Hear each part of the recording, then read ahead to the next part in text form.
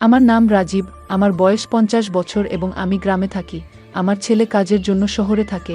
৪ বছর আগে তার বিয়ে হয়েছে। একদিন ভাবলাম ছেলের ও তার স্ত্রীর খোঁজখবর নিতে শহরে যাই। শহরে পৌঁছানোর পর দেখি ছেলে তখন বাড়িতে নেই, বাড়িতে শুধু বৌমা একা। দরজায় কড়া না, বৌমা দরজা খুলে আমাকে দেখে মিষ্টি করে হাসল এবং বলল, বাবা, এত দূর থেকে হঠাৎ কিভাবে আসা হলো? আমি হেসে উত্তর দিলাম, বৌমা, তুমি জানো আমি তো দূরে থাকি, বয়স হয়ে গেছে, তাই এখন আসা যাওয়ার আগে অনেক ভাবতে হয়। কিন্তু তোমাদের অনেক দিন ধরে দেখিনি, তাই তোমাদের সঙ্গে একটু সময় কাটানোর ইচ্ছা হলো, তোমাদের দেখতে ইচ্ছে করছিল, তাই চলে এলাম। আমার বৌমাকে দেখে আমি মুগ্ধ হয়ে গেলাম, তার মধ্যে যেন এক নতুন সৌন্দর্য আবিষ্কার করলাম। সে আগের থেকে অনেক বেশি সুন্দর এবং আকর্ষণীয় লাগছিল।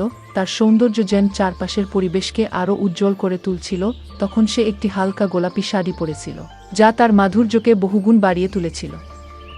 বৌমা মিষ্টি হেসে বলল, ঠিকই করেছেন বাবা, যখন এসেই পড়েছেন, তখন কিছুদিন আমাদের সঙ্গেই থাকুন, এইভাবে ২-৩ দিনের মধ্যে ফিরে যাবেন না।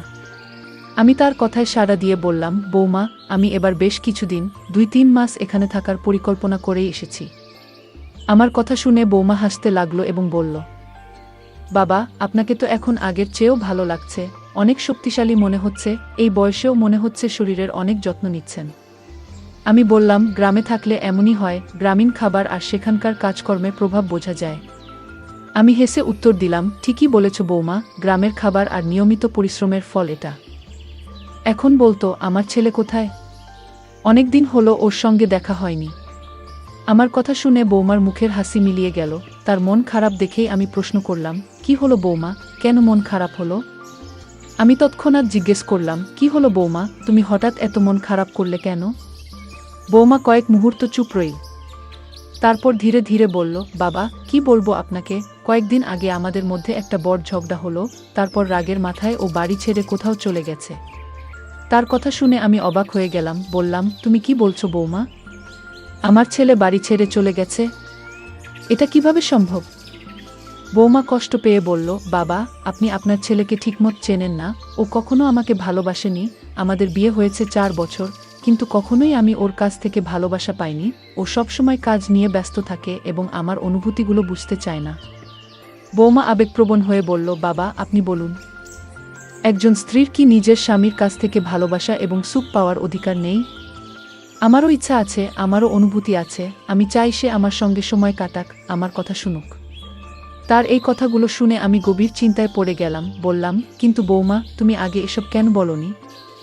যদি তোমার কোনো কষ্ট থাকতো, তাহলে আমায় জানাতে এত দেরি করলে কেন? বৌমা চোখের জল সামলে বলল, বাবা, আমি চাইনি আমার কারণে কারো মন খারাপ হোক। ভেবেছিলাম সময়ের সঙ্গে সব ঠিক হয়ে যাবে, কিন্তু দিন দিন পরিস্থিতি আরও খারাপ হয়ে গেছে। আমি তার পাশে বসে তাকে সান্ত্বনা দিয়ে বললাম, বৌমা, আর চিন্তা করো না, আমি এখনই আমার ছেলের খোঁজ লাগাই, সব কিছু ঠিক করে দেব। আমি বললাম, বৌমা, চিন্তা করো না, আমি ওকে খুঁজে বের করব এবং এখানে ফিরিয়ে আনব। তখনই বৌমা বলল, বাবা, ওর অফিসের এক বন্ধুর ফোন এসেছিল, তিনি বললেন আপনার ছেলে তার সঙ্গে আছে, সম্ভবত ও রাগ করে দূরে থাকতে চেয়েছে। কিছুদিন আমি শান্তভাবে বললাম, বৌমা, তোমার চিন্তা করার দরকার নেই, আমি ওর সঙ্গে কথা বলবো এবং সবকিছু ঠিক করে দেব। এরপর বৌমা বিশ্বাসটা বদলে হাসি মুখে বলল, বাবা, এসব কথা ছাড়ুন, বলুন তো এখানে এসে আপনার কেমন লাগছে? আমি মৃদু হেসে বললাম, এখানে এসে ভালোই লাগছে, কিন্তু তোমার কথাগুলো শুনে মনটা একটু ভারী হয়ে গেছে। তবে তোমাকে দেখে ভালো লাগছে, তোমাকে দারুণ লাগছে, মনে হচ্ছে বিয়ের পর আরও বেশি সুন্দর হয়ে গেছো। আমার কথা শুনে বৌমা একটু লজ্জা পেল এবং বলল, তাহলে কি আগে আমাকে ভালো লাগতো না? আমি হেসে উত্তর দিলাম, আগেও ভালো লাগতো, কিন্তু এখন যেন আরও বেশি ভালো লাগছে, হয়তো বয়সের কারণে এখন সবকিছু আরও গভীরভাবে অনুভব করতে পারছি।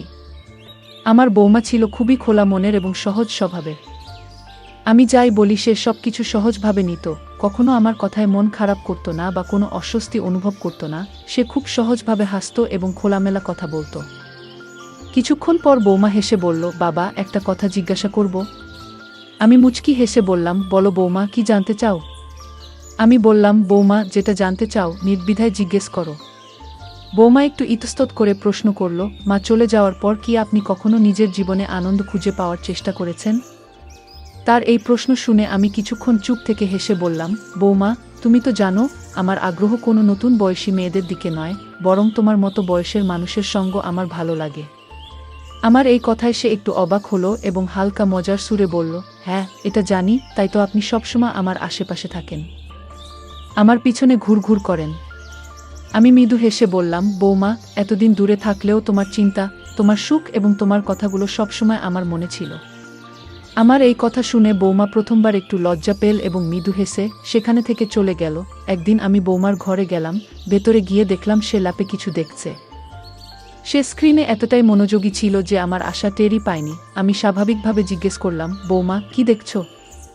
আমার কথা শুনে সে হঠাৎ চমকে উঠল। ততক্ষণাৎ ল্যাপটপের স্ক্রিন বন্ধ করে আমার দিকে তাকালো। তার চোখে একটা অদ্ভুত ভাব ছিল। বৌমার চোখে একটু দ্বিধা দেখা গেল, কিন্তু সে কিছু বলল না।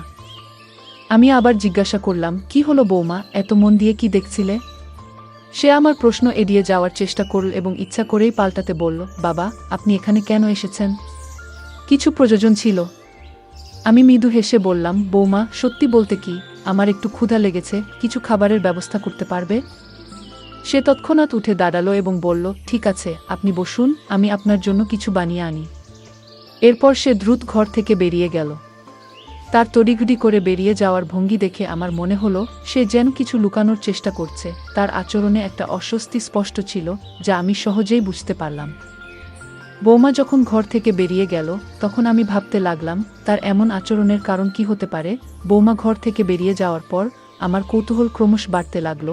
মনে হচ্ছিল কি এমন বিষয় যা সে এত মনোযোগ দিয়ে দেখছিল, আর কেন আমার আসার সঙ্গে সঙ্গে সে ল্যাপটপ বন্ধ করে দিল। নিজেকে সামলে রাখা কঠিন হয়ে পড়ল। আমি ধীরে ধীরে তার ল্যাপটপটি চালু করলাম। স্ক্রিন অন হওয়ার সঙ্গে সঙ্গে আমি হতবাক হয়ে গেলাম।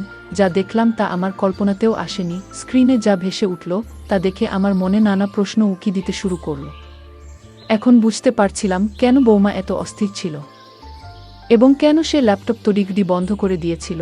আমি গভীর চিন্তায় পড়ে গেলাম এ বিষয় নিয়ে তার সঙ্গে কথা বলা উচিত হবে কিনা। ঠিক তখনই আমি বৌমার পায়ের আওয়াজ শুনতে পেলাম। সে ঘরে ফিরে আসছিল। আমি তৎক্ষণাৎ ল্যাপটপ বন্ধ করে পাশে রেখে দিলাম, এমন ভাব করলাম যেন কিছুই দেখিনি। বৌমা ঘরে ঢুকে মৃদু হাসি দিয়ে বলল, বাবা আমি আপনার জন্য খাবার বানিয়ে এনেছি। আপনি তো বলেছিলেন ক্ষুধার্ত, তাই তাড়াতাড়ি কিছু তৈরি করে ফেললাম। চলুন খেয়ে নিন। তার কথা শুনে আমি কিছুটা অস্বস্তি অনুভব করলাম। ভাবতে লাগলাম বিষয়টা সরাসরি তার সঙ্গে আলোচনা করব কিনা। মনে হলো যদি তাকে বলি, বৌমা তুমি কি আমার সঙ্গে তোমার মনের কথা শেয়ার করতে চাও? আমি মনে মনে ভাবলাম যদি আমি এ বিষয়ে কিছু বলি বা কোনো সমাধান দেওয়ার চেষ্টা করি তাহলে বৌমা হয়তো অস্বস্তি বোধ করবে বা বিরক্ত হয়ে যাবে। এই ভেবে আমি চুপ থাকার সিদ্ধান্ত নিলাম। বুঝলাম বিষয়টি গুরুতর এবং তার ইচ্ছার বিরুদ্ধে কিছু বলা ঠিক হবে না। তাই আমি আর কোনো প্রশ্ন না করে তার সঙ্গে খাবারের টেবিলে বসে পড়লাম। এক রাতে যখন সবকিছু শান্ত, তখন আমি বৌমার ঘর থেকে মৃদু কথা বলার শব্দ শুনতে পেলাম। মনে হলো সে কারো সঙ্গে কথা বলছে। শব্দগুলো স্পষ্ট ছিল না, তবে তার কথা বলার ভঙ্গি আমার মনে অস্বস্তি তৈরি করল। শুরুতে বিষয়টি উপেক্ষা করার চেষ্টা করলাম, কিন্তু সময়ের সঙ্গে আমার কৌতূহল বেড়ে গেল। ভাবতে লাগলাম এত রাতে বৌমা কার সঙ্গে কথা বলছে। কিছুক্ষণ নিজেকে সামলে রাখার চেষ্টা করলাম, কিন্তু শেষ পর্যন্ত নিজেকে থামাতে পারলাম না। আমি আস্তে আস্তে তার ঘরের দিকে এগোলাম। দরজাটা সামান্য খোলা ছিল। শব্দ না করে আমি ভেতরে উকি দেওয়ার চেষ্টা করলাম।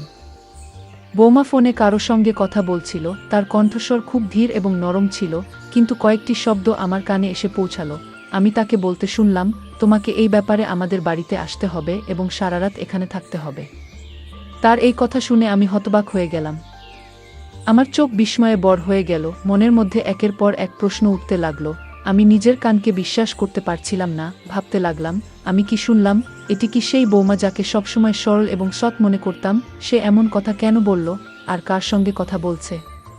এরপর দেখলাম ফোন রেখে দেওয়ার পর বৌমা ঘরে এদিক সেদিক হাঁটাহাঁটি করছে। দেখে মনে হচ্ছিল সে যেন কোনো প্রস্তুতি নিচ্ছে। তার এই অস্বাভাবিক আচরণ আমার মনে আরও সন্দেহ তৈরি করল। আমি সেখানে বেশিক্ষণ দাঁড়িয়ে থাকতে পারলাম না। ভাবলাম যদি সে আমাকে দেখে ফেলে তাহলে হয়তো ভুল বুঝবে। এই চিন্তা মাথায় আসতেই আমি ধীরে ধীরে নিজের ঘরে ফিরে এলাম। বিছানায় শুয়ে পড়ার পর তার কথাগুলো এবং তার আচরণ আমার মনে ঘুরপাক খেতে লাগলো। সে কার সঙ্গে কথা বলছিল? সত্যি কি সে কাউকে বাড়িতে আসার জন্য বলেছিল? যদি তাই হয় তবে কেন? সেই রাতে অনেক চেষ্টা করেও ঘুমাতে পারলাম না। অস্থিরতা আমাকে ঘুমাতে দিচ্ছিল না। বৌমার কথাবার্তা এবং তার অদ্ভুত আচরণে আমার বিশ্বাস হচ্ছিল না। আমার মাথায় একের পর এক প্রশ্ন ঘুরপাক খাচ্ছিল, আর ভাবছিলাম এই পরিস্থিতিতে আমার কি করা উচিত। সকালে যখন ঘর থেকে বের হলাম, তখন দেখলাম বৌমা স্নান সেরে ঘর থেকে বের হচ্ছে, তার ভেজা চুলে তোয়ালে জড়ানো। সে তখন নিজের চুল শুকানোর কাজে ব্যস্ত ছিল। তার সরলতা এবং স্নিগ্ধতা দেখে মনের ভিতর এক প্রশান্তি অনুভব করলাম, কিন্তু নিজেকে সামলে রেখে বললাম, বৌমা, একটু নাস্তা দেবে? বেশ ক্ষুধা পেয়েছে। সে হাসি মুখে রান্নাঘরের দিকে গেল। কিছুক্ষণ পর আমার জন্য নাস্তা নিয়ে এলো। আমার সামনে নাস্তা রাখা আসার সময় হঠাৎ তার পা পিছলে গেল। সে ভারসাম্য রাখতে না পেরে মেঝেতে পড়ে গেল এবং ব্যথায় কাতরাতে লাগল। আমি আতঙ্কিত হয়ে তার সাহায্যের জন্য ঝুঁকলাম, তার হাত দুটি শক্ত করে ধরে তাকে তুলতে চেষ্টা করলাম। সেই মুহূর্তে তার হাতে স্পর্শ করার পরেও আমি তাকে সহানুভূতির সুরে জিজ্ঞেস করলাম, কিছু লাগেনি তো? সে ব্যথা সামলে নিয়ে আস্তে আস্তে উঠে দাঁড়ালো এবং বলল, না, তেমন কিছু নয়। আমি স্বস্তি পেলাম এবং তাকে বসতে বললাম। সকালের বাতাসে অদ্ভুত এক অনুভূতি কাজ করছিল, যা শব্দে প্রকাশ করা কঠিন। ওই মুহূর্তে তার চোখে তাকালাম, চোখে যেন হালকা ক্লান্তি ছিল, তবে সেখানে এমন কিছু ছিল যা আমি বুঝে উঠতে পারছিলাম না। তাকে সাহায্য করার সময় তার হাত ধরে রেখেছিলাম কিছুক্ষণ। মনে হচ্ছিল জানতে চাই এই পরিস্থিতি তার কেমন লাগছে। বৌমা আমার দিকে তাকালো, কিন্তু কিছু বলল না। তার চোখে কোনো আপত্তি ছিল না, না ছিল কোনো অভিযোগ। মনে হলো হয়তো সেও এই মুহূর্তে বিশেষত্ব অনুভব করছে। কিছুক্ষণ পর তাকে উঠতে সাহায্য করলাম।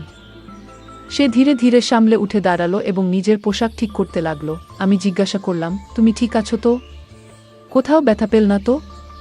সে মৃদু হেসে বলল, আমি ঠিক আছি বাবা, শুধু একটু পিছলে গিয়েছিলাম। আপনি বসুন, আমি নতুন করে নাস্তা নিয়ে আসছি। রান্নাঘরের দিকে চলে গেল সে। আমি ঘরে বসেছিলাম। একটু পর খেয়াল করলাম সে হাসি মুখে একবার আমার দিকে তাকিয়ে আবার নিজের কাজে মন দিল। আমি নিজেকে শান্ত করলাম। আমাদের সম্পর্কের পবিত্রতা যাতে অক্ষুণ্ণ থাকে, সেটাই ছিল আমার কাছে সবচেয়ে গুরুত্বপূর্ণ। এই ঘটনাটি আমি মনে মনে ভুলে গেলাম এবং নাস্তা শেষে নিজের ঘরে চলে গেলাম।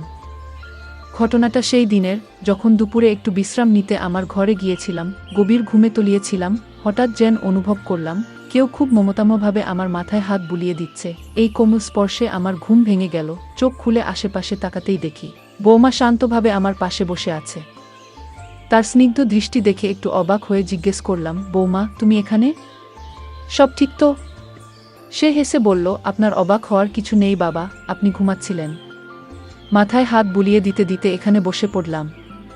তার সহজ কথা শুনে মনে শান্তি এলো। বললাম, তুমি নিজের কাজ করো, আমি ঠিক আছি। সে হালকা হাসি দিয়ে বলল, আপনি বিশ্রাম নিন, আমি রান্নাঘরে যাচ্ছি।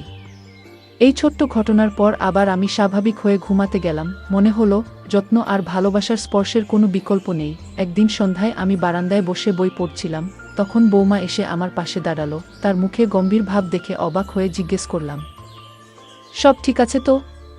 সে মৃদু হেসে বলল, বাবা, একটা কথা জিজ্ঞেস করতে চাই, আপনি আমার সম্পর্কে কি ভাবেন? তার প্রশ্ন শুনে আমি একটু বিভ্রান্ত হলাম। বললাম, তোমার প্রশ্নের অর্থ বুঝতে পারছি না, তবে তুমি ভালো মেয়ে, সবসময় পরিবারের জন্য যত্নবান। সে হাসি মুখে বলল, আপনার প্রশংসা শুনে ভালো লাগলো।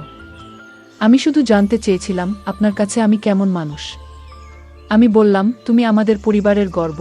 এমন সহজ সরল মন আর ভালোবাসা দিয়ে সবাইকে আপন করে নেওয়া খুব কম মানুষের মধ্যে দেখা যায়। তারপর কথার মাঝেই আমি আবেগে বৌমাকে জড়িয়ে ধরলাম। চোখের দিকে তাকিয়ে বললাম, তুমি সবসময় ভালো থেকো, এটা আমি মন থেকে চাই। আমার কথা শুনে তার চোখে আনন্দের ঝিলিক আর একগুচ্ছ ভালোবাসার ছায়া দেখলাম। তারপর আমরা একসাথে অনেক গল্প করলাম। মনে হলো যেন সময় কোথাও থেমে গেছে আর আমরা হারিয়ে গেছি আমাদের নিজেদের জোতে। বৌমাকে দেখে মনে হলো যেন অনেক দিনের একাকিত্বের ভার আজ হালকা হয়ে গেছে। আমাকে কাছে পেয়ে তার মুখে যে প্রশান্তি আর উষ্ণতা ফুটে উঠল, সেটাই যেন সবকিছুকে পূর্ণতা দিল। আমাদের সেই মুহূর্তগুলো ছিল ভালোবাসা আর আন্তরিকতার এক অনন্য অভিজ্ঞতা। সেদিনের সেই আন্তরিক কথোপকথনের পর আমরা দুজনেই ধীরে ধীরে আমাদের স্বাভাবিক জীবনে ফিরে গেলাম। কিন্তু সেই মুহূর্তগুলো আমাদের হৃদয়ে গভীর ছাপ রেখে গেল। মনে হলো এই সম্পর্কের ভেতরে যে ভালোবাসা আর বন্ধন লুকিয়ে আছে তা আরও মজবুত হলো আমাদের জীবনের প্রতিদিনের ছোট বড় সব ব্যস্ততার মাঝেও। পারিবারিক সম্পর্কের সৌহার্দ্য আর পরস্পরের প্রতি সম্মান ধরে রাখা আমাদের লক্ষ্য হয়ে রইল। সকালে ঘুম থেকে উঠে দেখি বৌমা রান্না করতে চলে গেছে। সকালের কাজের ফাঁকে বৌমা রান্নাঘরে নাস্তা তৈরি করছিল। তার কাজের প্রতিনিষ্ঠা দেখে আমি মুগ্ধ হয়েছিলাম। কিছুক্ষণ পর সে এসে বলল, বাবা, আপনি কেমন আছেন? এই কদিন তো আপনাকে বেশ ব্যস্ত দেখাচ্ছিল, আজ আপনাকে অনেক খুশি দেখাচ্ছে। আমি হেসে বললাম, সব ঠিক আছে, তবে এতদিন পর ফিরে এসে তোমাদের দেখেই মন ভালো লাগছে। বৌমা মৃদু হেসে বলল, আপনার আশা আমার জন্য আনন্দের। তবে জানেন বাবা, যখন আপনার ছেলে বাইরে ছিল তখন কিছু চ্যালেঞ্জের মুখোমুখি হতে হয়েছিল, কিন্তু ধৈর্য ধরে সামলে নিয়েছি সব। সকালের এক সময় বৌমা রান্নাঘরে নাস্তা তৈরি করছিল। তার মুখে এক ধরনের ক্লান্তি ফুটে উঠেছিল, যা সহজেই চোখ এড়ায়নি। আমি কাছে গিয়ে নরম গলায় জিজ্ঞাসা করলাম, সব ঠিক আছে তো?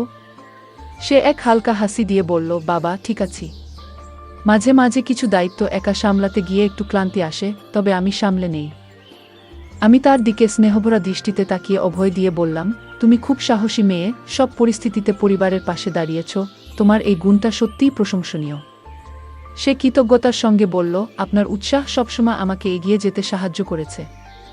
পরিবারে আপনার উপস্থিতি সবসময় শক্তির মতো কাজ করে। আমাদের কথোপকথনের মুহূর্তটি যেন আরেকটি নতুন অধ্যায় লিখে গেল। পারিবারিক ভালোবাসা আর সম্মানের এই গল্প আমাদের সম্পর্ককে আরও মজবুত করল। সেই ঘটনার পর আমি 6 মাস তার বাড়িতে ছিলাম, আর এই 6 মাস আমি তাকে অনেক ভালো রাখার চেষ্টা করেছিলাম। আর সেও অনেক খুশি ছিল। শেষে আমি তার দিকে স্নেহমাখা দৃষ্টিতে তাকিয়ে বললাম, তুমি সবসময় পরিবারের জন্য এত পরিশ্রম করো। জানো, তোমার মানসিক শক্তি আমাদের সবার জন্য সত্যিই অনুপ্রেরণাদায়ক। যদি কখনো কিছু প্রয়োজন হয়, আমাকে জানাতে দ্বিধা করবে না। আমি সবসময় তোমার পাশে আছি। সে গভীর কৃতজ্ঞতায় চোখ নামিয়ে মৃদু হাসি দিয়ে বলল, আপনার এই আশ্বাস আমার কাছে অনেক বড় শক্তি। আপনার মতো একজন মানুষ পরিবারে থাকা মানেই ভরসার এক বড় আশ্রয়। তার এই কথা আমার হৃদয়কে উষ্ণতায় ভরিয়ে দিল। এরপর আমরা দুজনেই হাসি মুখে নিজেদের কাজে ফিরে গেলাম, কিন্তু মনে মনে আমি অনুভব করলাম, এই ছোট্ট কথোপকথন শুধু দুজনের নয়, আমাদের পুরো পরিবারের সম্পর্কের বন্ধনকে আরও দৃঢ় করল। তারপর বৌমা আবার নিজের কাজে মন দিল, আর আমি বসে বসে ভাবছিলাম, পরিবারের মধ্যে পরস্পরের প্রতি সমর্থন আর ভালোবাসা থাকলে যে কোনো চ্যালেঞ্জই সহজ হয়ে যায়। এই ছোট ছোট মুহূর্তগুলোই আমাদের জীবনের সুখের সবচেয়ে বড় অংশ। পারিবারিক সম্পর্কের এই মাধুর্যই আমাদের সবার জীবনে এক অমূল্য সম্পদ। বন্ধুরা, জীবনের পথচলায় সম্পর্কগুলোকে যত্নে লালন করা এক অনন্য দায়িত্ব এবং আনন্দ। পরিবারের সদস্যদের মানসিক ও আবেগগত চাহিদা বোঝা কেবল একটি দায়িত্ব নয়, বরং ভালোবাসা প্রকাশের একটি গভীর রূপ। যখন আমরা কারো অনুভূতির প্রতি শ্রদ্ধাশীল হই এবং তাকে ভালোবাসা ও সম্মান দিই, তখন সম্পর্কগুলো আরও দৃঢ় হয়ে ওঠে। জীবনের ছোট ছোট মুহূর্তগুলোতে যদি আমরা একে অপরের পাশে দাঁড়াতে পারি, তবে তা শুধু সম্পর্ককে মজবুত করে না, বরং আমাদের নিজেকেও আরও সম্পূর্ণ করে তোলে। ভালোবাসা, সম্মান এবং একে অপরের প্রতি যত্নের এই মেলবন্ধনেই লুকিয়ে আছে সুখী ও সফল জীবনের চাবিকাঠি। তাই আসুন, আমরা আমাদের প্রিয়জনদের অনুভূতির প্রতি সচেতন হই এবং সম্পর্কগুলোকে ভালোবাসা আর যত্নে বাঁচিয়ে রাখি। বন্ধুরা, যদি এই গল্পটি ভালো লেগে থাকে তাহলে দয়া করে ভিডিওটি লাইক করুন এবং আমাদের চ্যানেলটি সাবস্ক্রাইব করুন। পাশে থাকা বেল আইকনটি প্রেস করুন, যাতে করে আমরা যখনই নতুন ভিডিও আপলোড করি তার নোটিফিকেশন সবার আগে আপনার কাছে পৌঁছে যায়। ধন্যবাদ। দেখা হবে আমাদের পরবর্তী ভিডিওতে।